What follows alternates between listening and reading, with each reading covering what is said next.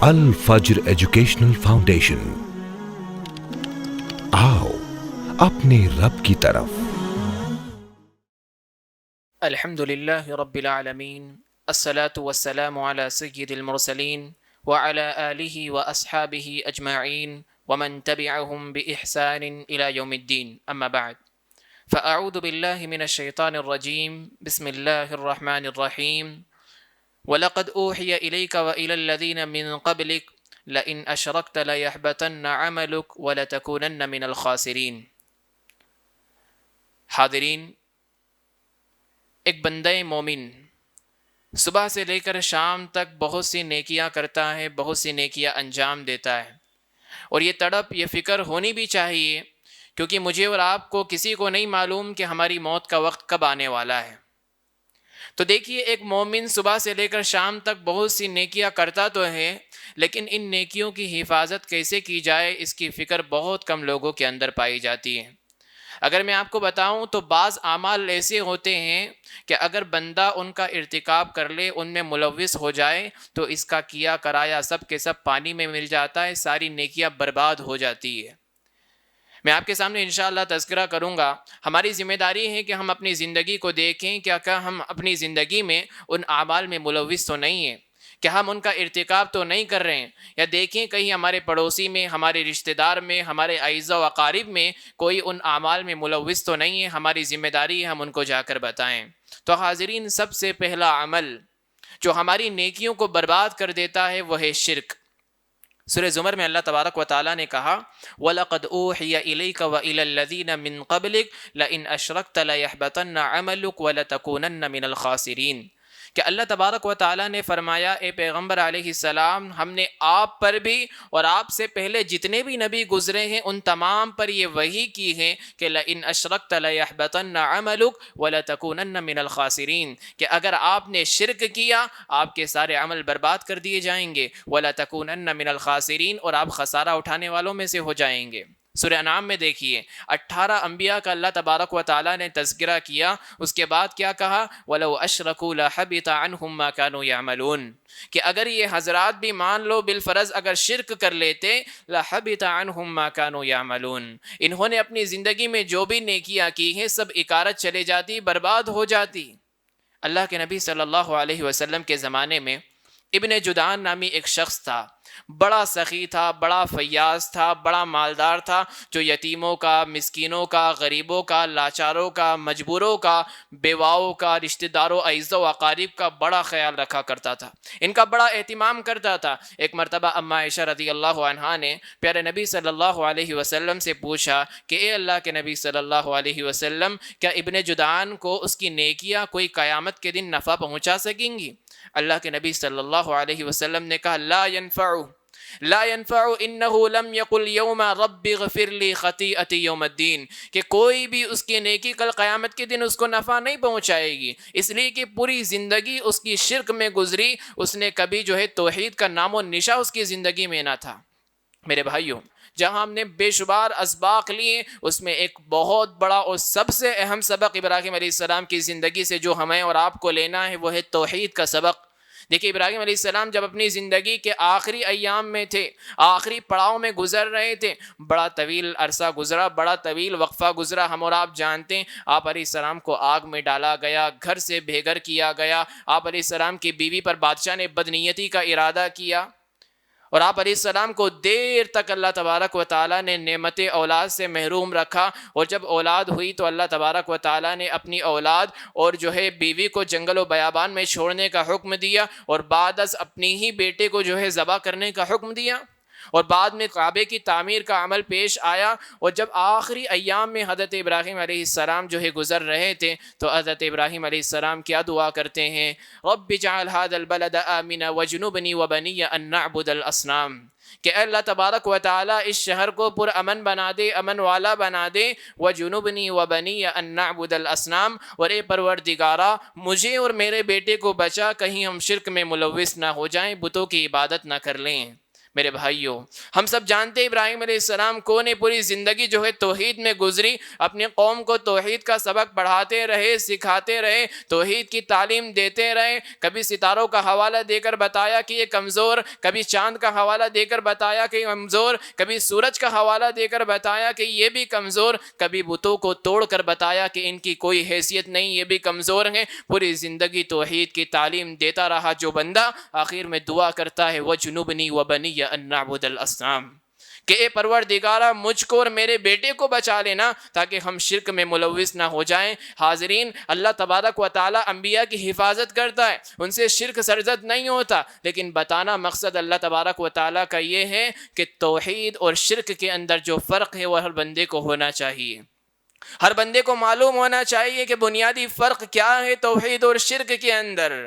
دیکھیے، آپ کو پتا ہونا چاہیے کہ ایک وہ علم ہوتا ہے جس کا جاننا ہر انسان کے اوپر ضروری ہے، چاہے وہ اسلامی تعلیم میں مہارت رکھتا ہو نہ رکھتا ہو، اس کا جاننا ہر انسان پر ضروری ہے۔ اس کے اندر ایک یہ بھی علم ہے کہ ہر بندہ توحید اور شرک کے اندر جو واضح ڈفرنس ہے، فرق ہے، اس کو جانے۔ اللہ تبارک و تعالیٰ نے کہا ان ابراہیم کان امہ، ابراہیم علیہ السلام ایک امت تھے۔ اہل علم نے کہا کہ وہ امام تھے، توحید کے امام تھے، تو ابراہیم علیہ السلام کی زندگی سے مجھ کو اور آپ کو سب سے بڑا سبق لینا ہے، وہ توحید کا سبق۔ حاضرین، آج دیکھیں، غیر اللہ کی عبادت کرنا، ان کے سامنے سجدہ کرنا، صرف یہی شرک نہیں بلکہ اللہ کے علاوہ کسی بھی زندہ یا مردہ شخص کے پاس یہ عقیدہ رکھنا کہ یہ ہماری پریشانیوں کو دور کر دیں گے، پریشانیوں کے وقت ان سے دعا کرنا، ان کو پکارنا، یہ بھی شرک ہے۔ اور غیر اللہ کے سامنے یہ عقیدہ رکھنا کہ ہماری پریشانیوں کو، تکلیفوں کو دور کر دیں گے، ہماری الجھنوں کو سلجھا دیں گے، ہماری پیچیدگیوں کو دور کر دیں گے، ہمیں اولاد عطا کر دیں گے، ہمیں رزق عطا کر دیں گے۔ حاضرین، یہ تمام چیزیں شرک ہیں، اور اسی طرح کا شرک آج امت مسلمہ میں بہت زیادہ پایا جاتا ہے۔ آج مسلمانوں کی ایک بڑی تعداد اس عقیدے کو لے کر قبروں اور مزاروں پر حاضری دیتی ہے کہ ان میں مدفون اولیاء ہماری پریشانیوں کو دور کر دیں گے، ہماری تکالیف کو دور کر دیں گے، ہمیں اولاد عطا کر دیں گے، ہمارے رزق میں کشادگی کر دیں گے۔ انہی لوگوں کے تعلق سے یاد رکھیں، اللہ تبارک و تعالیٰ نے سورہ یوسف میں کہا وَمَا يُؤْمِنُ أَكْثَرُهُمْ بِاللَّهِ إِلَّا وَهُمْ مُشْرِكُونَ، کہ ان میں سے اکثر لوگ باوجود ایمان لانے کے مشرک بن چکے ہیں۔ دیکھیں، ہمارے بہت سے لوگ ایسے ہیں جو صوم و صلات کے پابند ہیں، روزے کے پابند ہیں، نماز بھی پڑھتے ہیں، صدقہ بھی دیتے ہیں، زکوٰۃ بھی دیتے ہیں، لیکن ذرا سی اگر کوئی تکلیف آ جائے اور وہ محنت کرنے کے بعد، کوشش کرنے کے بعد، جد و جہد کرنے کے بعد وہ تکلیف دور نہ ہو، فوراً مزاروں اور درگاہوں کا رخ کرتے ہیں اور شرکیہ اعمال انجام دیتے ہیں۔ میرے بھائیوں، یہ یاد ہونا چاہیے کہ شرک ایک ایسی چیز ہے جو انسان کی نیکیوں کو برباد کر کے رکھ دیتا ہے۔ حاضرین، دوسرا عمل جو ہماری نیکیوں کو برباد کر دیتا ہے وہ ہے جادوگروں، کاہنوں کے پاس جانا۔ دیکھیں، معاشرے میں کچھ ایسے لوگ ہوتے ہیں جو غیب دانی اور پوشیدہ امور کا دعویٰ کرتے ہیں کہ ہمیں سب کچھ معلوم ہے۔ کچھ ایسے ہی لوگ پروفیسر کا بورڈ لگا کر یہ ٹائٹل لکھتے ہیں کہ جو چاہو سو مانگو، جو چاہو سو پوچھو، یہاں ساری مرادیں پوری ہوں گی۔ حاضرین، ان لوگوں کے پاس جانا، ان سے اپنی مرادیں مانگنا، اب کیا ہوتا ہے، ایک پریشان حال انسان ان لوگوں کے پاس آتا ہے، اپنی پریشانیوں کو، اپنی تکلیفوں کو، اپنی مصیبتوں کو رکھتا ہے، اپنی قسمت کا حال دریافت کرتا ہے، اپنا ہاتھ دکھاتا ہے۔ دیکھیں، یاد رکھیں، ان لوگوں کے پاس جانا، اپنی قسمت کا حال دریافت کرنا، اپنا ہاتھ دکھانا، ان کی بتائی ہوئی باتوں کو ماننا، تصدیق کرنا، یہ بربادی اعمال کا ایک بڑا سبب ہے۔ اس سے اعمال، نیکیاں برباد ہو جاتی ہیں۔ مسلم کی روایت ہے، اللہ کے نبی صلی اللہ علیہ وسلم فرماتے ہیں من اتا عرافا فسألہ عن شیء فصدقه بما يقول لم تقبل له صلاة 40 یوما۔ اللہ کے نبی صلی اللہ علیہ وسلم فرماتے ہیں کہ جو کسی کاہن یا نجومی کے پاس آئے، فسألہ عن شیء، کسی بھی چیز کے تعلق سے اپنے مسئلے کو رکھے، سوال پوچھے، فصدقه بما يقول، اور اس کاہن یا نجومی کی بتائی ہوئی باتوں کی تصدیق کرے، اس کو مانے، لم تقبل له صلاة 40 یوما، 40 دن تک اس کی نماز قبول نہ ہوگی۔ ابو داؤد کی روایت میں اللہ کے نبی فرماتے ہیں من اتا کاہنا فصدقه بما یقول فقد کفر بما انزل علی محمد فرماتے ہیں کہ جو کسی کاہن یا نجومی کے پاس آئے، اس سے سوال کرے، اس کی بتائی ہوئی باتوں کی تصدیق کریں، فقط کفر بما انزل علی محمد، گویا کہ اس نے شریعت اسلامیہ کا انکار کیا۔ اللہ اکبر۔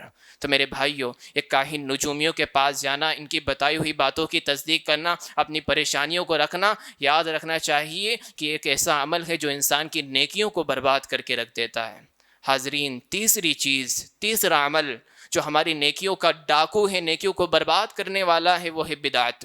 اسلام میں کوئی بھی نیا کام نیک کام سمجھ کر، یعنی ثواب کی نیت سے کہ میں یہ کروں گا تو اس سے مجھے ثواب حاصل ہو جائے گا، ایسا کام ایجاد کرنا جس کا تعلق اسلام سے نہیں، تو یہ بدعت ہے، یاد رکھیں۔ اور بدعت ایک ایسی چیز ہے جو انسان کی نیکیوں کو برباد کر دیتی ہے۔ وہ واقعہ آپ نے اور میں نے بارہا سنا ہے کہ 3 صحابی رضوان اللہ تعالیٰ علیہ مجمعین حضرت عائشہ رضی اللہ عنہا کے پاس آتے ہیں، اللہ کے نبی صلی اللہ علیہ وسلم کی عبادت کا حال دریافت کرتے ہیں۔ حضرت عائشہ رضی اللہ عنہا مختصر انداز میں پیارے نبی کی عبادتوں کا حال ان تینوں کو بتا دیتی ہیں۔ اب وہ تینوں اللہ کے نبی صلی اللہ علیہ وسلم کی عبادتوں کو بڑا چھوٹا معلوم کرتے ہیں۔ وہ کہتے ہیں اللہ کے نبی صلی اللہ علیہ وسلم کے تو اگلے پچھلے سارے گناہ معاف ہو چکے تھے، آپ صلی اللہ علیہ وسلم تو جو ہے معفو عن تھے، اور ہمیں زاہد بننے کے لیے، پرہیزگار بننے کے لیے، متقی بننے کے لیے زیادہ سے زیادہ نیکیاں کرنی ہوں گی۔ چونکہ پہلے کہتے ہیں کہ میں رات بھر سوؤں گا ہی نہیں، ہمیشہ رات بھر تہجد پڑھتا رہوں گا۔ دوسرے کہتے ہیں کہ میں کبھی روزہ چھوڑوں گا ہی نہیں، ہمیشہ روزہ رکھتا رہوں گا۔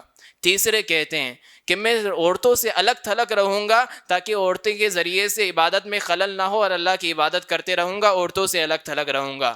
تینوں اپنی اپنی تجویز پیش کرتے ہیں۔ جب اللہ کے نبی صلی اللہ علیہ وسلم تک یہ بات پہنچتی ہے، اللہ کے نبی تینوں کو بلاتے ہیں، اور اللہ کے نبی کہتے ہیں لوگوں یاد رکھو، اما واللہ انی لاخشاکم للہ واتقاکم لہ لکنی اصوم وافطر وأصلي وأرقد وأتزوج النساء فمن رغب عن سنتي فليس مني۔ اللہ کے نبی صلی اللہ علیہ وسلم فرماتے ہیں لوگوں یاد رکھو میں تم میں سب سے زیادہ اللہ سے ڈرنے والا ہوں، وَأَتْقَاكُمْ لَا، تم میں سب سے زیادہ اللہ کا تقوی اختیار کرنے والا ہوں، لَكِنِّي أَصُومُ وَأَفْطِرُ، میرا حال یہ ہے کہ میں روزہ رکھتا بھی ہوں اور روزہ چھوڑتا بھی ہوں، وَأُصَلِّي وَأَرْقُدْ، میں رات کا کچھ حصہ نماز بھی ادا کرتا ہوں اور کچھ حصہ آرام بھی کرتا ہوں، وَأَتَزَوَّجُ النِّسَاء، میں نے شادیاں بھی کی ہیں، یہ میرا طریقہ ہے، فَمَن رَغِبَ عَن سُنَّتِي فَلَيْسَ مِنِّي، جو میرے طریقے سے اعراض کرے گا، انحراف کرے گا، پھر جائے گا، فَلَيْسَ مِنِّي، وہ مجھ میں سے نہیں ہے۔ میرے بھائیو دیکھیں آج مسلمانوں نے اپنی زندگی کے شعبے میں، ہر شعبے میں نئی طرح کی بدعتیں ایجاد کر لی ہے، پیدائش سے لے کر وفات تک، اور وفات کے بعد بھی ایک لامتناہی سلسلہ جاری اور ساری ہے۔ آج دیکھیں، آج ہندوؤں میں جتنی رسومات ہیں تقریباً وہ تمام رسمیں آج مسلمانوں کے اندر پائی جاتی ہیں، 11ویں 12ویں 40واں چلہ چٹا برتھ ڈے وغیرہ۔ دیکھیں یاد رکھیں یہ تمام چیزیں بدعات ایسی ہیں جو انسان کی نیکیوں کو برباد کر دیتی ہیں۔ بخاری کی روایت ہم نے اور آپ نے 12 سنی ہے کہ اللہ کے نبی صلی اللہ علیہ وسلم جب اپنی امت کو حوض کوثر سے پانی پلا رہے ہوں گے، کچھ لوگ آئیں گے، اللہ کے نبی صلی اللہ علیہ وسلم انہیں پانی پلانا چاہیں گے، لیکن فرشتے انہیں پیچھے سے پکڑ کر گھسیٹ کر دور پھینک دیں گے۔ اللہ کے نبی صلی اللہ علیہ وسلم کہیں گے انہیں آنے دو، یہ میرے امتی ہیں۔ فرشتے کہیں گے اللہ کے نبی انک لا تدری ما احدث بعدک، اللہ کے نبی آپ نہیں جانتے کہ آپ کے اس دنیا سے جانے کے بعد انہوں نے کیا کچھ نئی چیزیں ایجاد نہ کر لی تھی۔ پیارے نبی کہیں گے سحقا سحقا لمن غیر بعدی، دوری ہو ان لوگوں کے لیے جو میرے جانے کے بعد تبدیل ہو گئے۔ میرے بھائیو یہ بدعت ایک ایسا عمل ہے جو انسان کی نیکیوں کو برباد کر دیتا ہے، اور وہ قیامت کے دن حوض کوثر سے پانی پینے سے محروم رہے گا۔ حضرات، چوتھا عمل جو میری اور آپ کی نیکیوں کو برباد کر دیتا ہے وہ یہ کہ اسلام کے مقابلے میں کسی اور دین یا کسی اور تہذیب کو پسند کرنا، اسلام کے مقابلے میں کسی اور دین یا کسی اور طریقے اور تہذیب کو پسند کرنا، یا اسلام کی کسی تعلیم کو حقیر سمجھنا یا اس کا مذاق اڑانا، ایک ایسی چیز ہے جو انسان کے عمل کو، نیکیوں کو برباد کر کے رکھ دیتی ہے۔ ہم اور آپ جانتے ہیں کہ اسلام ایک مکمل دین ہے، اسلام ایک کامل دین ہے، اور یہی دین اللہ تبارک و تعالیٰ کو پسند ہے۔ اللہ نے سورہ مائدہ میں کہا وَرَضِيتُ لَكُمُ الْإِسْلَامَ دِينًا، میں اسلام کے تمہارے لیے دین ہونے پر رضامند ہو گیا.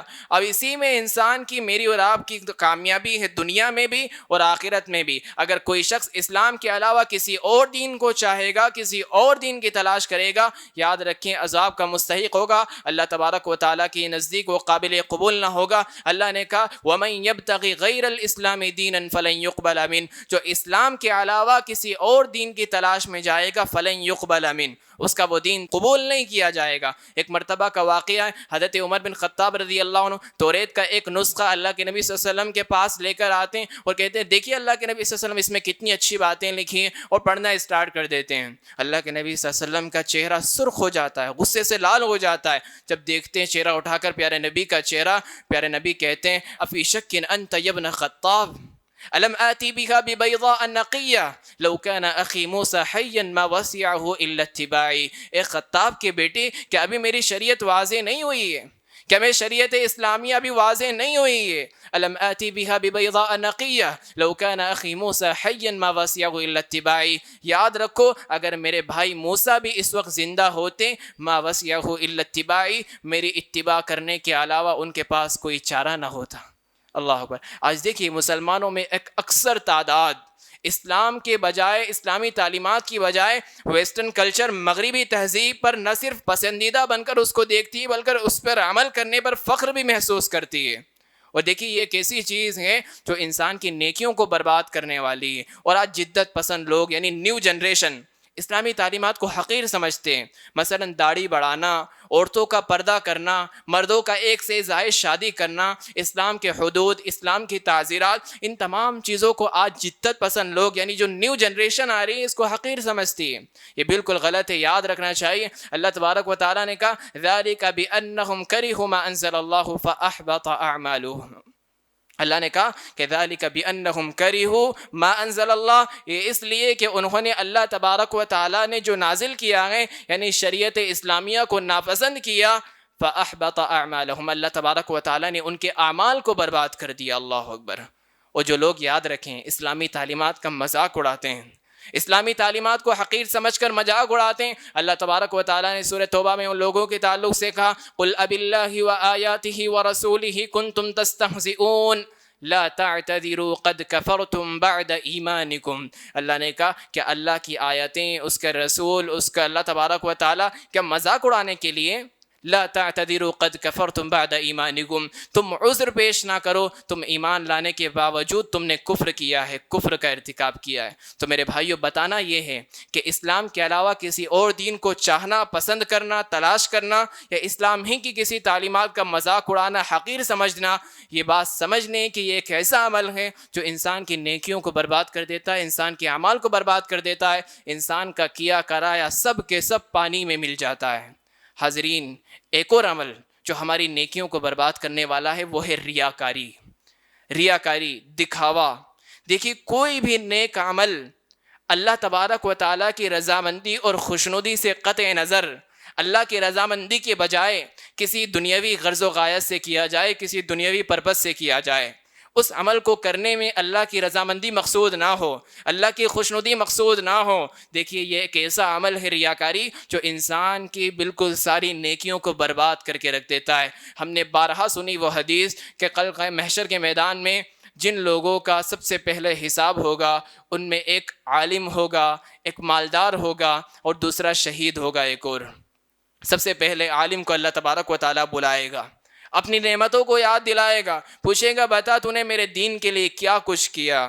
وہ کہے گا اللہ تبارک و تعالیٰ میں نے تیرے دین کی سربلندی کے لیے لوگوں میں تیرے دین کو عام کیا، نشر و اشاعت اور تبلیغ کی. اللہ تبارک و تعالیٰ کہے گا کذبتا، تو نے جھوٹ کہا، تو نے جھوٹ بولا، تو نے صرف یہ اس لیے کیا تاکہ تجھے لوگ عالم کہیں، علامہ کہیں. فرشتوں کو حکم دیا جائے گا، گھسیٹ کر جہنم میں ڈال دیں گے. اللہ اکبر.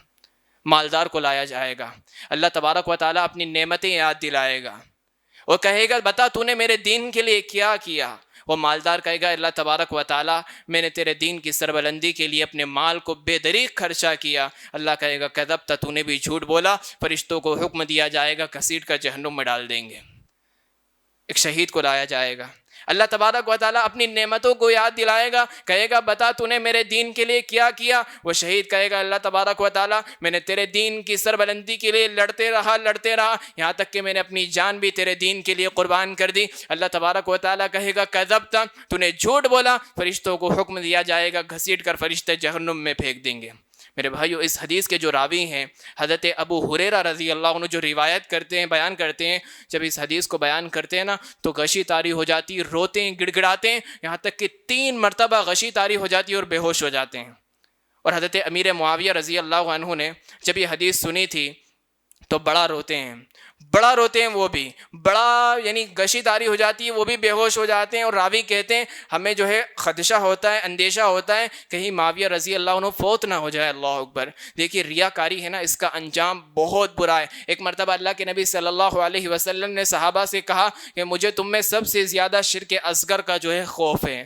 صحابہ نے کہا اللہ کے نبی صلی اللہ علیہ وسلم شرک اصغر کیا ہے؟ پیارے نبی نے کہا ریاکاری شرک اصغر ہے. اللہ تبارک و تعالیٰ کل قیامت کے دن ایسے لوگوں ریاکاروں سے کہے گا اذهبوا الى الذين كنتم تراؤون في الدنيا فهل تجدون عندهم جزاء. اللہ تبارک و تعالیٰ کہے گا جاؤ ان لوگوں کے پاس کہ جن لوگوں کو دکھانے کے لیے تم دنیا میں نیک اعمال کیا کرتے تھے. فهل تجدون عندهم جزاء، کیا دیکھو ان کے پاس کوئی تم بدلہ پاتے ہو، اپنی نیکیوں کا بدلہ پاتے ہو؟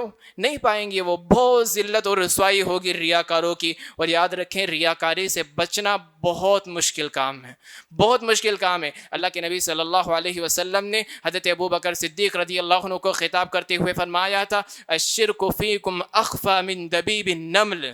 شرک یعنی ریاکاری تمہارے اندر چیونٹی کی چال سے بھی کہیں زیادہ آہستگی کے ساتھ سرایت کر جاتی ہے. پھر اللہ کے نبی نے کہا کیا میں تمہیں ایسی دعا نہ بتلاؤں اگر جس کو تم پڑھو تو شرک اصغر اور شرک اکبر دونوں سے تمہاری حفاظت رہے گی. پیارے نبی نے دعا بتائی اللہم انی اعوذ بک ان اشرک بک ما اعلم واستغفرک ما لا اعلم. یعنی اے اللہ تبارک و تعالی میں تیری پناہ چاہتا ہوں یہ کہ میں تیرے ساتھ شریک کروں اس چیز کو، یہ اس حال میں کہ میں جانتا ہوں اور اس چیز سے میں تیری استغفار طلب کرتا ہوں ما لا اعلم، جو میرے سے جانے انجانے میں ہو گئی ہے، بھولے چوکے میں ہو گئی ہے. تو اللہ کے نبی صلی اللہ علیہ وسلم نے یہ دعا بتلائی.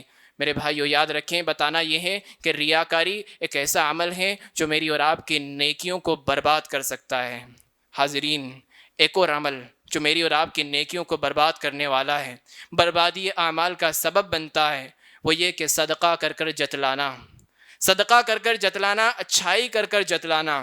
دیکھیں ہم سب جانتے ہیں کہ اچھائی کرنا، بھلائی کرنا، لوگوں کی پریشانیوں کو دور کرنا، مصیبتوں کو دور کرنا، یہ ایک ایسی چیز ہے جو انسان کے لیے ثواب کا باعث ہے. اسے ثواب ملتا ہے، نیکیاں ملتی ہیں. لیکن وہیں نیکیاں کر کر، ثواب کر کر، یعنی صدقہ کر کر، اچھائیاں کر کر، پریشانیوں کو دور کر کے بندے کے سامنے جتلانا کہ میں نے آپ کے ساتھ ایسا اور ایسا کیا ہے، یاد رکھیں یہ بھی ایسی چیز ہے جو انسان کی نیکیوں کو برباد کر دیتی ہے. اللہ تبارک و تعالیٰ نے کہا یا ایھا الذین آمنوا لا تبطلوا صدقاتکم بالمن والأذی، کہ اے ایمان والو اپنی صدقے کو، یعنی اپنی اچھائیوں کو احسان جتلا کر اور ایذا پہنچا کر برباد نہ کرو. اور اسی کے پہلے اللہ نے کہا قول معروف ومغفرۃ خیر من صدقۃ یتبعها اذی، کہ بھلی بات کہنا یہی بہتر ہے بالمقابل یہ کہ بندہ جو احسان کرے اور احسان کرنے کے بعد تکلیف پہنچائے، یعنی جتائے. تو جتانا احسان کر کر اس سے اچھا تو یہ ہے کہ بھلی بات کہہ دو اور استغفار طلب کر لو. تو میرے بھائیو بتانا یہ ہے کہ صدقہ کر کر، احسان کر کر اس کو جتلانا یہ بھی ایک ایسی چیز ہے جو انسان کے اعمال کو برباد کر دیتی ہے. حاضرین، ایک اور عمل جو ہماری نیکیوں کو برباد کرنے والا ہے وہ ہے شراب نوشی کرنا، شراب کا پینا. دیکھیں شراب جو ہے نا یہ ام الخبائث ہے، تمام برائیوں کی جڑ ہیں. جب آدمی شراب پی لیتا ہے اس کے بعد ساری برائیوں کے دروازے اس کے لیے کھل جاتے ہیں. وہ کیا کچھ کر سکتا ہے کوئی گارنٹی نہیں لے سکتا. اسی لیے شریعت نے شراب کو ام الخبائث کا، جو کہ بربادی اعمال کا سبب ہے. اللہ کے نبی نے کہا الخمر ام الخبائث فمن شربها لم تقبل له صلاة 40 يوما فإن مات وهي في بطنه مات میتۃ جاہلیہ. اللہ کے نبی نے کہا لوگو یاد رکھو الخمر ام الخبائث، شراب جو ہے نا تمام برائیوں کی جڑ ہے. فمن شربها لم تقبل له صلاة 40 یوما، جو کوئی شراب کو پیے گا 40 دن تک اس کی نماز قبول نہیں ہوگی. فإن مات وهي في بطنی، اگر کوئی اس حال میں مر جائے کہ شراب اس کے پیٹ میں ہے، مات میتۃ جاہلیہ، گویا کہ وہ جاہلیت کی موت مرا۔ اللہ اکبر۔ تو میرے بھائیو، شراب نوشی ایک ایسا عمل ہے جو انسان کی نیکیوں کو برباد کرنے والا ہے۔ سارا کیا کرایا سب کے سب پانی میں مل جاتا ہے، ساری برائیاں یہیں سے جنم لیتی ہیں۔ حاضرین، ایک اور عمل جسے بتا کر میں اپنی بات کو ختم کروں گا، جو ہماری بربادی اعمال کا سبب بنتا ہے، وہ ہے حقوق العباد کی پامالی کرنا، حقوق العباد کو پورا نہ کرنا۔ ہم اور آپ جانتے ہیں کہ بندے پر جو ہے دو حق عائد ہوتے ہیں، ایک اللہ تبارک و تعالیٰ کا حق اور ایک بندوں کا حق۔ دونوں کی ادائیگی انسان کے اوپر ضروری ہے۔ حقوق اللہ میں تو اچھا رہا، حقوق العباد میں بگڑا رہا، کام نہیں بننے والا۔ حقوق العباد میں تو اچھا رہا، حقوق اللہ میں بگڑا رہا، کام نہیں بننے والا۔ دونوں حقوق کو ساتھ میں لے کر چلنا ہے، اور اگر اس نے حقوق العباد کی پامالی کی، حقوق العباد کو پورا نہ کیا، تو یاد رکھے یہی وہ چیز ہے جو انسان کے اعمال کو برباد کر دیں گی، اس کو نیکیوں کو ختم کر دیں گی۔ ہم نے وہ حدیث بارہ سنی ہے، اللہ کے نبی صلی اللہ علیہ وسلم فرماتے ہیں صحابہ سے، اتدرون ما المفلس، کیا تم جانتے ہو مفلس کون ہے؟ صحابہ کہتے ہیں اللہ کے نبی صلی اللہ علیہ وسلم، ہمارے درمیان تو مشہور یہ ہے کہ مفلس وہ ہے جس کے پاس نہ دینار ہو نہ درہم ہو۔ پیارے نبی صلی اللہ علیہ وسلم کہتے ہیں کہ میری امت کا مفلس تو وہ ہے جو کل قیامت کے دن روزہ، نماز، زکوٰۃ، حج، صدقے جیسی شکل میں بے شمار نیکیاں لے کر آئے گا، لیکن اس نے کسی کو مارا بھی ہوگا، کسی کو قتل بھی کیا ہوگا، کسی کو گالی بھی دی ہوگی، کسی کا حق بھی دبایا ہوگا، کسی کو بیجا مارا بھی ہوگا، کسی کی زمین بھی ہڑپی ہوگی۔ اب کیا کرے گا اللہ تبارک و تعالیٰ؟ جن پر اس نے ظلم کیا ہوگا ان پر اس کی ساری نیکیوں کو تقسیم کر دیا جائے گا، اور اگر انصاف سے پہلے اس کی نیکیاں ختم ہو گئی تو ان تمام لوگوں کے گناہوں کو جس پر اس نے جو ہے ظلم کیا ہے اس پر لاد دیا جائے گا۔ اللہ اکبر۔ سوچے تو ساری نیکیاں ختم ہو جائے گی، گناہ کو لاد دیا جائے گا۔ تو حقوق العباد کی پامالی کرنا ایک ایسی چیز ہے جو انسان کی نیکیوں کو ختم کر دینے والی ہے اور گناہوں کو بڑھا دینے والی ہے۔ حاضرین، یہ چند اعمال ہیں، اگر ہم چاہتے ہیں کہ ہماری نیکیاں اللہ تبارک و تعالیٰ کی ہم مقبول بن جائے تو ضروری ہے کہ ان گناہوں سے، ان بڑے جرائم سے ہمیں اجتناب کرنا پڑے گا۔ دیکھیں، ایک ناقص عقل آدمی بھی، کم عقل آدمی بھی اگر کوئی قیمتی چیز لاتا ہے تو اس کی پوری حفاظت کرتا ہے۔ اگر میرے اور آپ کے گھر میں سونا، چاندی، جواہرات ہو تو ہم اس کی پوری فکر کریں گے، پوری جو ہے سیکیورٹی لگا دیں گے، اچھے سے اس کی جو ہے حفاظت کریں گے۔ لیکن دنیاوی معاملات میں تو ہم اتنے چالاک ہیں، لیکن دینی معاملات میں کیوں ہم اتنے کوتاہ ہیں؟ جبکہ آخرت تو ہمیشہ کی زندگی ہے اور دنیا فانی ہے۔ دنیاوی معاملات میں ہم اتنے چالاک، تو آخرت کے معاملے میں کیوں اتنے کوتاہ ہیں؟ ہمارے لیے ضروری ہے کہ ہم اپنی اعمال کی قبولیت چاہتے ہیں، ہم چاہتے ہیں کہ ہماری نیکیاں اللہ تبارک و تعالیٰ کی ہم مقبول بن جائیں، تو ہمیں ضروری ہے ہمارے لیے کہ یہ اعمال جو ہماری نیکیوں کے ڈاکو ہیں، لٹیرے ہیں، ان سے اجتناب کیا جائے۔ آخر میں اللہ تبارک و تعالیٰ سے دعا ہے کہ اللہ تبارک و تعالیٰ مجھے اور آپ کو ان اعمال، ان جرائم سے محفوظ رکھے۔ آمین۔ وآخر دعوانا ان الحمد للہ رب العالمین۔